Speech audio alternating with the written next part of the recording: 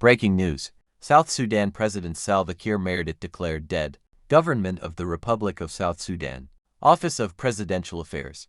Public announcement. It is with profound sorrow that the Government of the Republic of South Sudan confirms the passing of His Excellency, President Salva Kiir Mayardit. Details regarding the official date of his passing, as well as the arrangements for the state funeral and burial ceremony, will be communicated in due course.